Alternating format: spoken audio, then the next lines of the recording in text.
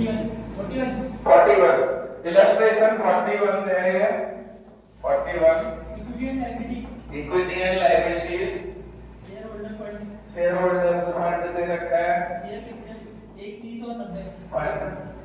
इसके अंदर दे रखी है शेयर कैपिटल कितनी कितनी 13 और 12 ईयर है। पैसे बताओ 1,30,000 और 90,000। सबसे पहले इसी को डिस्कस करते हैं। भाई शेयर कैपिटल है तो ये फाइनेंसिंग एक्टिविटी है, लायबिलिटी बोल रहे हैं फाइनेंसिंग एक्टिविटी है। सबसे पहले फाइनेंसिंग एक्टिविटी का कॉलम बना लो, फाइनेंसिंग एक्टिविटी। ये बताओ ये बढ़ रहा है या घट रहा है? बढ़ रहा है। और लायबिलिटी कभी भी दिखे और मैं पूछूं बढ़ रही है तो जोड़ना है, कहीं भी जोड़ना है, उसे जोड़ के दिखाना है, ठीक है। लायबिलिटी बढ़ती दिखे तो आपको भी ऐड दिखाना है या करना है, आई बात समझ में। घटती दिखे तो घटाना है या घटता हुआ दिखाना है, आई बात समझ में। दो ही चीजें हो सकती हैं। जैसे अभी बढ़ती हुई दिख रही है तो मुझे बढ़ता हुआ यानी इनफ्लो दिखाना है। यहाँ कितना इनफ्लो दिखाना है?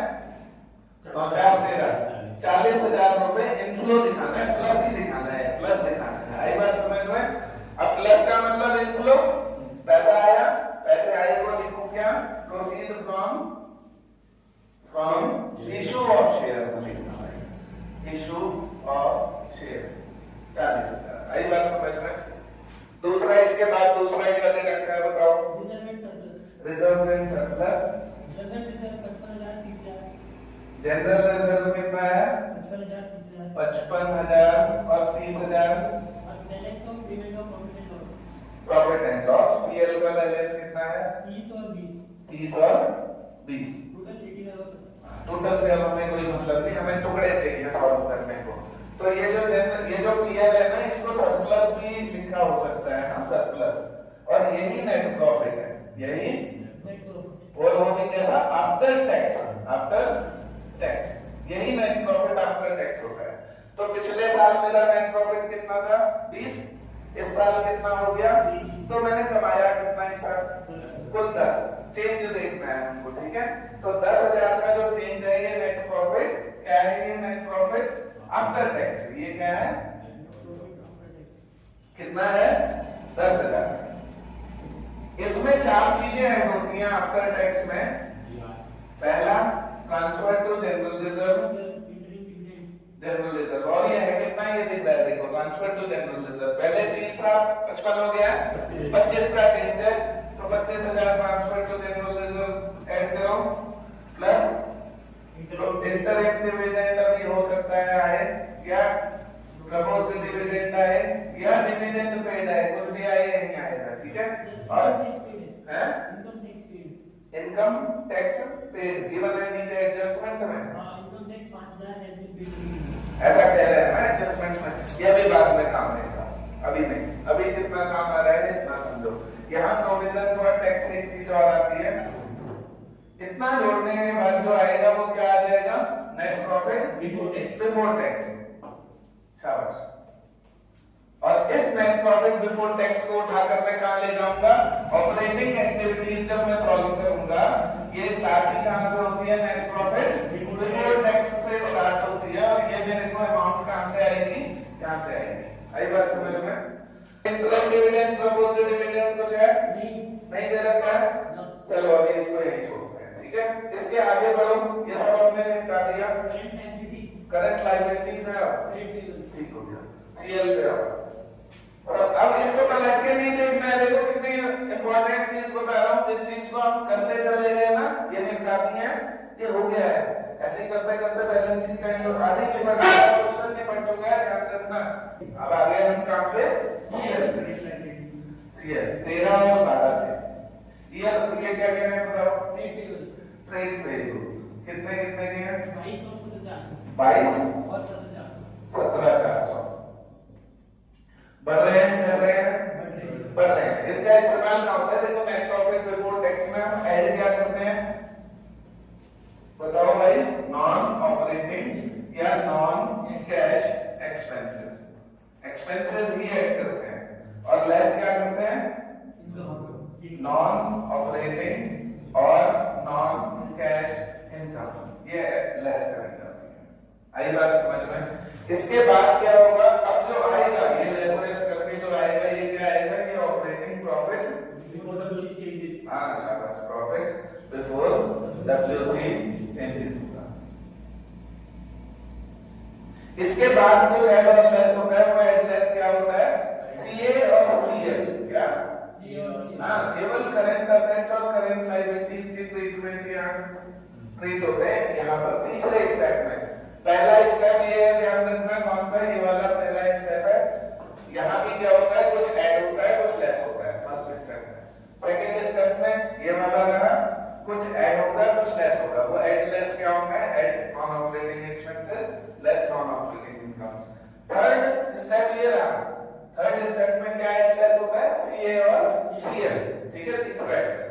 तो CA CL में ये CL भाई बताओ बढ़ रही है, प्लस में डालो माइनस में डालो, प्लस हमेशा CL को प्लस समझो, कहीं भी दिखाना है वहां शो करना था तो प्लस में शो किया, बढ़ता घटता ऐड लेस करना है तो ऐड करेंगे। और क्या लिखेंगे, इंक्रीज इन PP। कितना चेंज आया है, 5400 5400। आई बात समझ में। सॉल्व देखो एंड में आंसर ना बिल्कुल सही से सॉल्व होगा, ट्रीटमेंट तो करते जाओ बस, अभी सॉल्व नहीं कर रहे हैं हम, सॉल्व एंड में एक ही बार में सॉल्व होगा। हां इसमें इंक्रीजिंग ट्रेड पेबल तो 4600 कर रहा है, 4600 सर 4600 ही है, 4600 कैलकुलेशन में भारी मिस्टेक हो गया। आगे अब बस टोटल टीपी के बाद कुछ नहीं है, CL में नहीं असेट है। अच्छा, तो CL में बढ़ गई, यानी हमारा अब केवल असेट्स की बारी रह गई, क्योंकि केवल असेट्स असेट्स में आ जाओ। पहला क्या दे रखा है, नॉन करेंट असेट्स। कितना की, अच्छा ये टेंजिबल असेट्स कितना कितने के, 166 और 93,400 और ये 1,86,000। ये फिर 13,12। आई बात समझ में। टेंजिबल असेट्स, अच्छा यहाँ कुछ माइनस भी हो रखा है क्या, एक्यूमुलेटेड डेप्रिसिएशन माइनस नहीं हुआ है। अच्छा कितना ही है, इसकी कोई एडजस्टमेंट है, depreciation charge on fixed tangible asset for the year 12-13 12-13 20,000। और कुछ कहता है नहीं, इसकी एक एडजस्टमेंट है। ठीक है, डेप्रिसिएशन एडजस्टमेंट है तो खाता बन जाएगा। ठीक है, टेंजिबल असेट्स का अकाउंट बनाओ, टेंजिबल असेट्स का, इसकी बीडी किधर होगी बताओ, डेबिट या क्रेडिट, डेबिट। असेट्स है, हर असेट्स की बीडी कहां होती है, डेबिट बीडी होती है और सीडी क्रेडिट होती है। तो बीडी इसकी कितनी है, 93,400 बीडी है, ध्यान रखना वो वाली बीडी है, ये वाली सीडी है। तो 93,400 बीडी, सीडी आ जाएगी 1,66,000। ये खाता बढ़ेगा किस तरफ और घटेगा किस तरफ भाई, किस तरह ये बताएगा कार्य, खाता बढ़ता किस तरफ है ये असेट्स का, घटता किस तरफ है आइडिया भौमिक, क्रेडिट साइड बढ़ेगा नहीं, जिसकी बीडी जिस तरफ है उधर बढ़ता है। किसी खाते की बीडी अगर उधर है तो वो उधर बढ़ेगा, इधर घटेगा। आई बात समझ में, जिस खाते की बीडी इधर है वो बढ़ेगा इस तरफ और घटेगा उस तरफ। अब बताओ डेप्रिसिएशन से घटेगा तो बढ़ेगा, घटेगा। तो डेप्रिसिएशन कितना है इसका, 20। और कुछ, और कोई एडजस्टमेंट भी नहीं है। टोटल करो इसका 186, 186 से 10 भी आ गया, इसका डिफरेंस बताओ 92,600। ये टू बैंक लिखोगे इसको भाई, और ये परचेज ऑफ मशीन है, किसकी परचेज, यानी मैंने इतने की परचेज कर ली। अच्छा देखो परचेज से ही तो खाता बढ़ेगा, सेल से घट जाएगा भाई, तो इधर परचेज होती है जिससे खाता बढ़ाता है। आई बात समझ में, उधर सेल आती है और लिखते हैं उसे भी बाय बैंक है। पर ध्यान रखना फाइनेंस एक्टिविटी में डिविडेंड है नहीं, इंटरेस्ट का नाम कहीं से कहीं तक था नहीं, तो मेरे ख्याल से फाइनेंसिंग एक्टिविटी का टोटल ही 40,000 होगा। देखो फाइनेंसिंग एक्टिविटी में और कुछ है ही नहीं, लायबिलिटीज निपट गई हमारी, इसका मतलब फाइनेंस निपट गया। अब आई इन्वेस्टिंग एक्टिविटी की बारी, क्योंकि असेट्स क्या होती है, इन्वेस्टिंग एक्टिविटी। तो अब इन्वेस्टिंग एक्टिविटी पढ़ो। इसमें क्या करेंगे, सबसे पहले ये जो डेट है ना 93,600। बताओ असेट्स बढ़ रही है ना या घट रही है? बढ़ रही है। प्लस से पता चल रहा है ये बढ़ रही है, तो इसको प्लस में दिखाऊं माइनस में? हाँ, असेट्स कभी भी प्लस दिखे तो उसे माइनस दिखाओ, लायबिलिटी कभी प्लस दिखे उसे प्लस दिखाओ। ठीक है, तो इसको ये 93,600 रुपया माइनस में दिखाओगे, 92,600 माइनस में। माइनस दिखाते ही तुम्हें समझ आना चाहिए पेमेंट जा रही है। जो भी प्लस दिखा रहे हो उसमें पेमेंट आ रही है, जो माइनस दिखा रहे हो उसमें पेमेंट जा रही है, क्योंकि ये स्टेटमेंट ही कैश फ्लो स्टेटमेंट है, इसमें कैश का फ्लो दिख रहा है, बस सिर्फ कैश का फ्लो। पैसा आ रहा है तो प्लस दिखाओ, जा रहा है तो माइनस दिखाओ। तो ये माइनस है तो लिखोगे इसको क्या? Payment for purchase of tangible assets. क्या लिखोगे? Payment for purchase of tangible assets. आई बात समझ में? ये जो 20,000 का डेप्रिसिएशन है, डेप्रिसिएशन एक non current non operating expense होता है। यहाँ पर ऐड होगा डेप्रिसिएशन, कितना? 20,000 रुपया। आई बात समझ में? यहाँ पर ऐड हो रही है कोई चीज तो नीचे माइनस भी होती है, होता है। ये होगा या नहीं होगा माइनस? नहीं होगा, क्योंकि ये नॉन कैश है। ये डेप्रिसिएशन जो है नॉन ऑपरेटिंग नहीं, नॉन कैश होता है। क्या होता है? और नॉन कैश यहाँ ऐड है। देखो कैश यहाँ ऐड है, कोई भी कैश एक्सपेंस तो नीचे माइनस होगा। कोई भी यहाँ माइनस हो रही है इनकम और वो आ रही है कैश में है, आ रहा है, रिसीव कर रहे हो, तो नीचे प्लस जरूर करोगे। आई बात समझ में? लेकिन ये नॉन कैश है तो इनको एक ही जगह ट्रीट करके छोड़ देते हैं, ये दो जगह मिल जाती है। आ रही है बात समझ में? जो नॉन कैश होगा वो वहीं जाके वहीं खत्म है उसकी कहानी। जो कैश है उसको वहां खत्म नहीं करना है, एक जगह हो जाती है।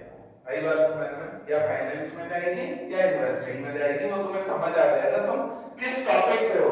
लायबिलिटीज पे हो तो तुम फाइनेंस में हो, और अगर एसेट्स में चल रहे हो तो इन्वेस्टिंग एक्टिविटी हो। उतना ध्यान रखना है बस। आई बात समझ में? तो और बीडी और सीडी किसी खाते की कहीं नहीं जाती है, तो दो चीजें रह गई थी, ये चली गई इन्वेस्टिंग में, वो चली गई नॉन ऑपरेटिंग एक्सपेंस में। आई बात समझ में? खाता खत्म। आगे बताओ। अब आ गए करंट एसेट्स। क्लियर हो गया?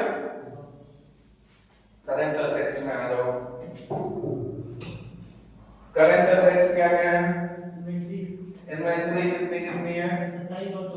27 और 24। बताओ बढ़ गई हट गई? बढ़ गई तो प्लस दिखाओ माइनस दिखाओ? माइनस है ना, एसेट्स है भाई, है ना? तो माइनस में क्या लिखूं? Increase in inventory. कितनी हो गई? 3,000। ठीक हो गया। आगे बताओ। ट्रेड रिसीवेबल कितने हैं? 39 और 36 बढ़ रहे हैं। फिर माइनस में लिखूंगा क्या? टीआर कितना?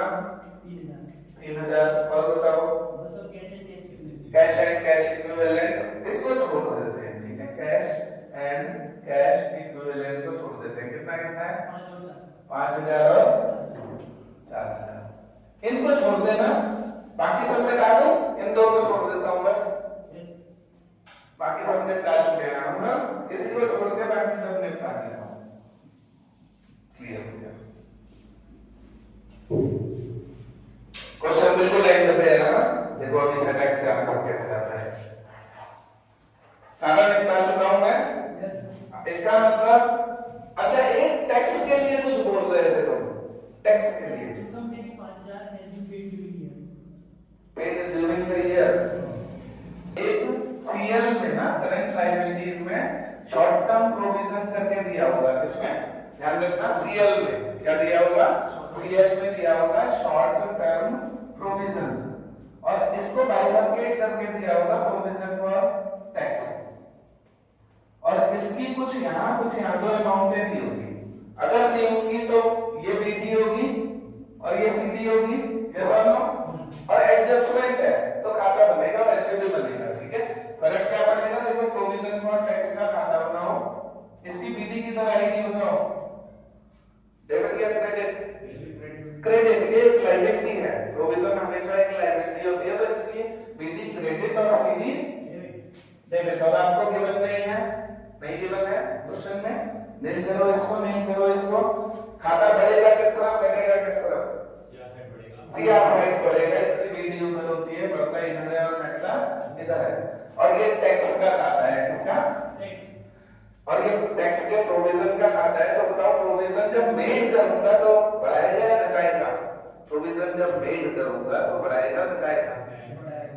बढ़ाएगा भाई, प्रोविजन का खाता है और प्रोविजन ही बढ़ रहा है। तो जब प्रोविजन मेड दिया होगा ना एडजस्टमेंट में, सुनो एडजस्टमेंट में दो में से एक चीज जरूर नहीं होगी, क्या? या तो कहेगा प्रोविजन फॉर टैक्स मेड, या तो मेड कहेगा, या कहेगा tax paid during the year. तो ये मेड और पेड को समझो, मेड और पेड बात आ रही है समझ में? मेड जो है खाता बढ़ाता है और पेड खाता कम कर देगा भाई, पेड से खाता कम हो जाता है, ठीक है? तो मेड आता है इस तरह और पेड आता है इस तरह। अब तुम्हें पेड दे रखा है, कितना है? 5,000। खाता क्लोज, 5 से ही तो क्लोज होगा, 5 से ही तो क्लोज होगा। ये नील तो पेड 5 है नहीं है, ये यहाँ से कैलकुलेट करोगे, ठीक है? तो पेड में 5 घटाओगे, बिल्कुल पेड में 5 घटाओगे, लेकिन यहाँ प्रोविजन फॉर टैक्स मेड में भी 5 घटा दोगे। यही बात समझ में? खाते से निकलता है, क्लियर है? खाते का बैलेंस है ये, क्योंकि प्रोविजन फॉर टैक्स की बीडी भी कुछ नहीं है और सीडी भी कुछ नहीं है और पेड दे रखा है। कभी ये भी दिए हो तब भी ऐसे ही सॉल्व करते हैं इसको, ठीक है? आई बात समझ में? अब क्या करेंगे? ये हो गया 40, ये 40, तो ये भी 40, 40 और 20 60। 60 में क्या करें? कोई नॉन ऑपरेटिंग इनकम नहीं है, इसका मतलब यही 60 है। ये 60 और ये 46 ऐड करना है, यही ऐड कर देता हूं 46, तो कितना हो गया? 64, 600। इसमें से माइनस कितना करो? 6,000। 6 माइनस करो, कितना आया? 58,600। 58,600 में से 5 किया 53,600। ये है, ये आपका ए कैलकुलेट हो गया। ए का मतलब ऑपरेटिंग एक्टिविटीज का फ्लो। और ये प्लस में है माइनस में है भाई?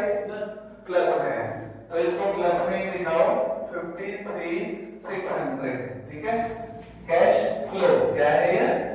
फ्लो। बी का कितना आया? बी का कहीं ये निकला है 40,000 प्लस, फाइनेंसिंग एक्टिविटी 40,000 प्लस। ये भी क्या है? फाइनेंसिंग का फ्लो है, ये भी क्या है? फ्लो। तीसरा सी को देखो, सी 92,600 माइनस में है, 92,600 टोटल क्या है? माइनस में 92,600। इसका मतलब ये कैश यूज्ड है, ये फ्लो नहीं है, ये कैश यूज्ड है। आई बात समझ में?